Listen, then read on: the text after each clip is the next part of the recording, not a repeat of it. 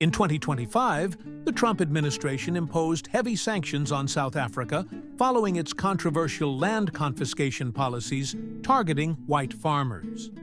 The decision sparked global debate, with some calling it a necessary stand against racial discrimination and property rights violations, while others saw it as U.S. interference in African affairs.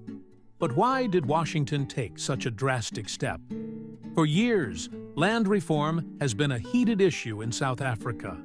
The government, led by the African National Congress, ANC, pushed policies to redistribute land from white landowners to black citizens, arguing that it was necessary to correct historical injustices from the apartheid era. However, in recent years, this policy escalated into outright expropriation without compensation, meaning the government could seize land purely based on racial demographics, with no legal requirement to pay owners. By 2025, reports surfaced of white farmers being forcibly removed from their land, with some cases involving violent takeovers. The South African government insisted that this was part of a fair redistribution effort. But critics argued that the policies were racially motivated and violated fundamental property rights. The situation drew international condemnation, with human rights groups warning that such policies could destabilize the country's economy, increase food shortages, and lead to potential ethnic violence. Trump's response was swift. Citing concerns over racial discrimination, human rights violations, and economic instability, his administration announced a series of sanctions against South Africa.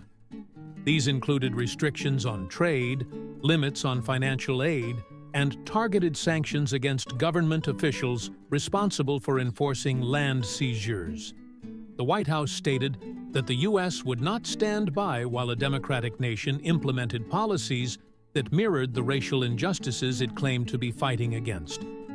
Supporters of Trump's sanctions argued that they were necessary to uphold principles of equality and property rights. They pointed to Zimbabwe's failed land expropriation policies in the early 2000s, which led to economic collapse, mass unemployment, and hyperinflation after white-owned commercial farms were seized without compensation. Many feared South Africa was heading down the same path, and U.S. intervention was seen as a warning against such destructive policies. However, critics accused the Trump administration of hypocrisy and selective outrage. They argued that Washington had remained silent on other human rights abuses in Africa, and that these sanctions were more about political posturing than genuine concern for South Africans. Some African leaders accused the U.S. of neocolonialism, interfering in sovereign matters while ignoring systemic injustices in its own country. Despite the controversy, the sanctions had immediate consequences.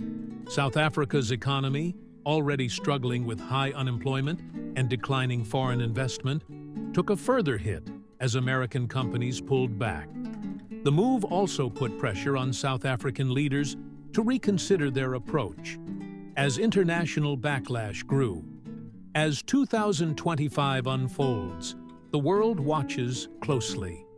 Will South Africa adjust its policies to avoid further economic fallout, or will it double down on its land reform agenda? And will Trump's intervention be remembered as a necessary defense of human rights, or an overreach of American power? Thank you for watching Yellow, your 100% independent libertarian news channel. This channel is not monetized, and we have no intention of monetizing it, so you don't have to worry about ads. For this reason, we ask that, if possible, make a donation via Bitcoin to the address on the screen and in the description. By doing this, you help me continue the channel and pay for college. If you can't help financially, you can also help me by subscribing and liking the video.